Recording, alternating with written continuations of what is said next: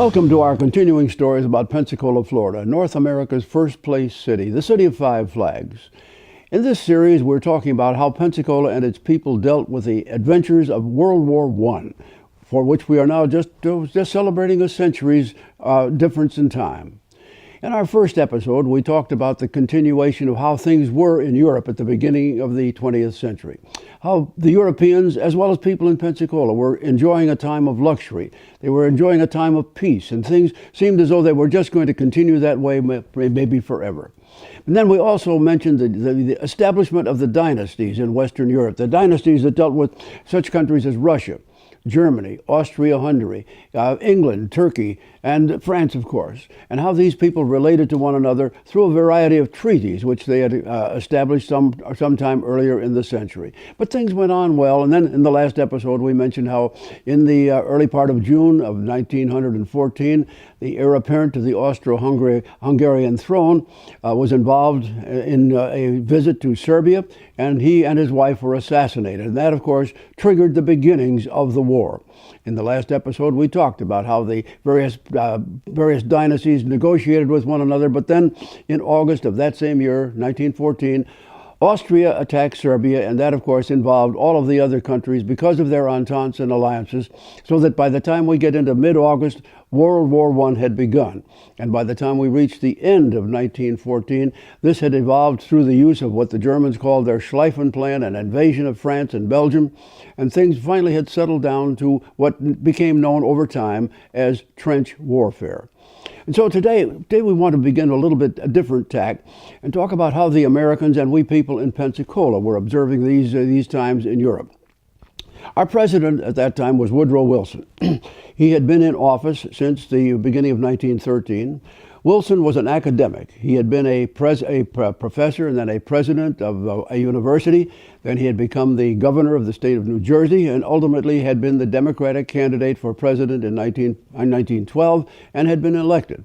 And when all of these events began to become into focus, Wilson saw himself as a sort of peacemaker, trying to negotiate almost after the fact to try and bring these powers back together and stop the already high loss of blood in the trench warfare.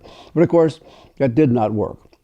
We moved into 1915, and at that point in time, Wilson became involved much more than as a local domestic president in our own hemisphere. Basically, what he was trying to do was bring people to a sense of proportion, because early in 1915, the Germans, using their beautiful large fleet of submarines, had begun what was termed then by the international press as unrestricted submarine warfare.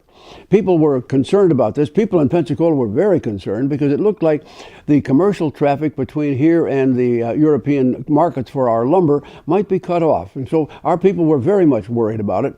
And the entire Western Hemisphere was shocked when the British liner Lusitania was sunk early in 1915 with a loss of more than 900 lives, 127 of whom had been Americans.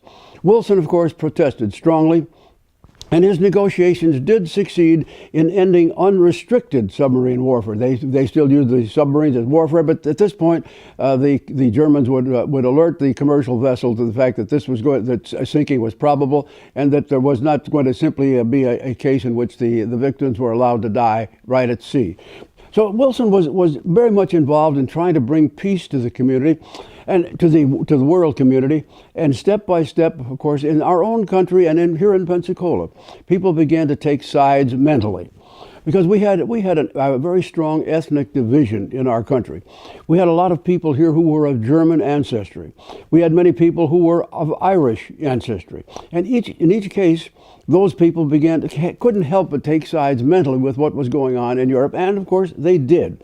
And as all of this developed, the propaganda began to come from Europe, propaganda on both sides, of course, so that people in our country, through the press, began to see what was going on through different eyes. And that, of course, the first very serious problem arose with the invasion of the Germans into Belgium, at which time they leveled two great Belgian cities, caused great hardship, and brought about a serious food shortage, which we will address in another subject, another lecture just a little bit later on. Well, going beyond the sinking of the Lusitania, the world next focused on a great naval battle that took place in the North Sea. This was between the German fleet and the English fleet. And this became known, of course, in later times as the Battle of Jutland. We in our country, we were just spectators to all of this. It was a tremendous battle. It was almost a draw. But from that point on, the German Navy more or less retreated into a safe harbor, and they were hardly heard of again during the balance of the war, except, of course, for their several hundred submarines.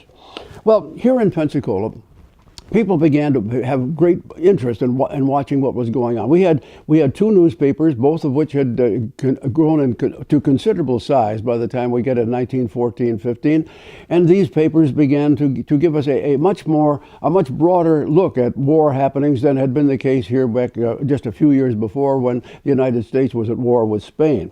Now, as this happened, we had our mayor at this time. We had a commission system in city government at that time, and our mayor at that time was Thomas Johnson, and he did an excellent job of trying to keep a focus of our local people on what was happening overseas and what was happening in shipping lanes, so that people here were aware of what the hazards were and could make better decisions.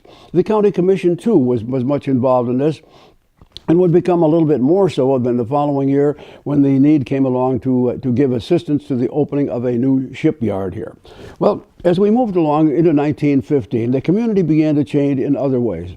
Number one, it was in that year that Sacred Heart Hospital was opened. To that point in time, we had gone through a succession of problems with having hospitals. We had really had very little in the way of good hospital care for a city of almost 20,000 people. But in the mid-1915, Sacred Heart did come into view and was ready.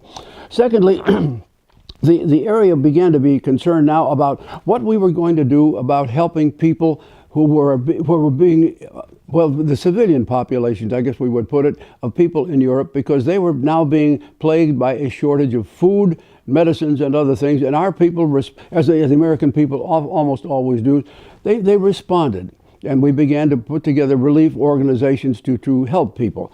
At this point in time, we have to recognize things were so different then, because as we moved through 1915 and into 1916, we had a Salvation Army. We had the Knights of Columbus, but we did not have a Red Cross chapter, and we would not have until just before we entered World War I itself. But these organizations, all of which had ties overseas, began to put together campaigns right here in downtown Pensacola. And as a result of that, the Pensacola community became involved mentally in what was going on in Europe. They would put their dollars and their material contributions together to try and help people who were obviously having trouble in the activities overseas.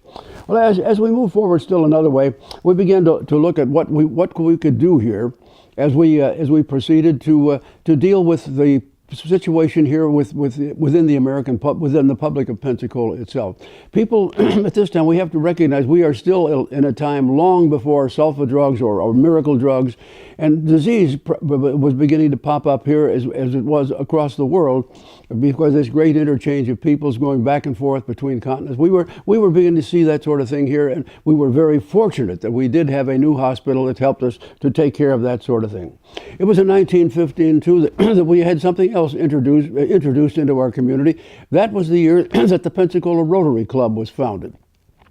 That club, with 55 charter members, all leaders with various aspects of the business community in Pensacola itself, came together, and their motto was service above self.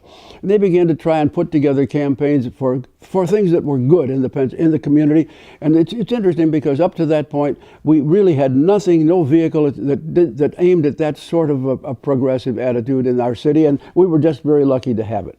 Well, we move into 1916.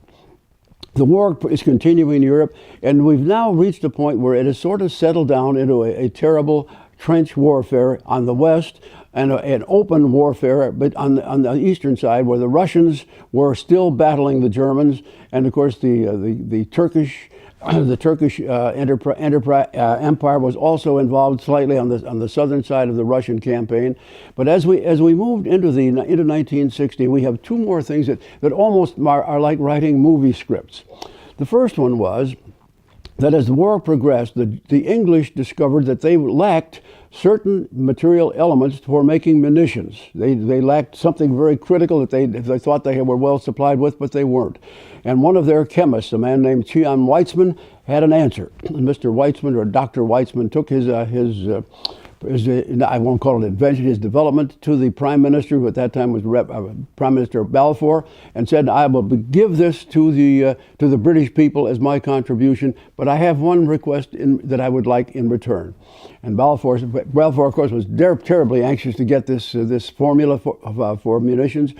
And he said, what is it? And Weitzman said, when the war is over, we want the British assurance that the Jewish people will have an opportunity to develop a homeland in Jerusalem, in Palestine.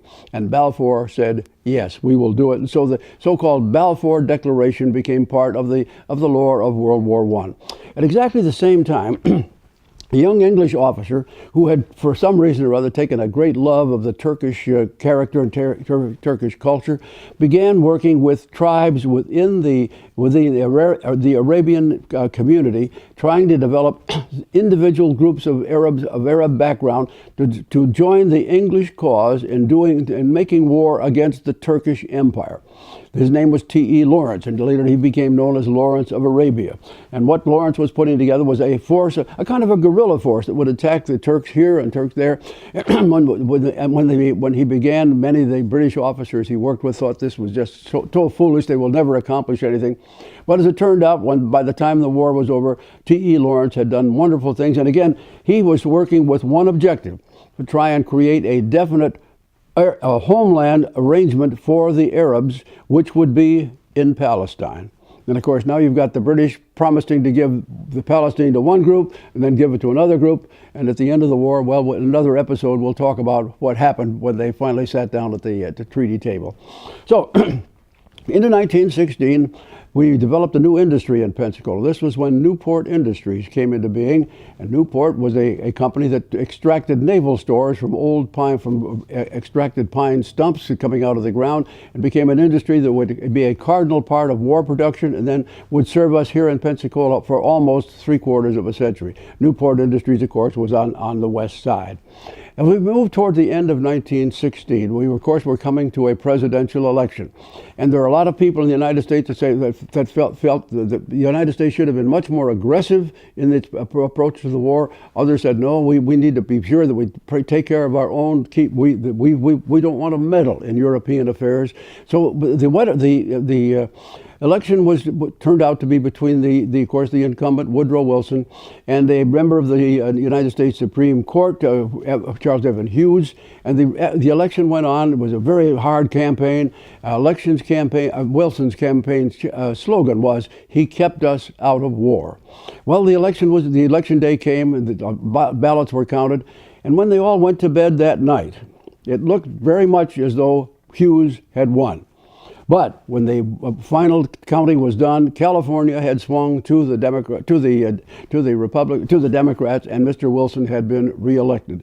So as we approached 1917, that's where things stood. But there was also another major problem facing the United States, this one right here in this hemisphere and to the south.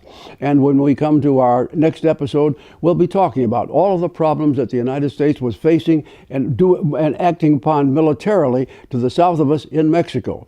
And that, of course, is what I would call our story of the Mexican adventure, just as we were about to get into active participation in World War I in Europe.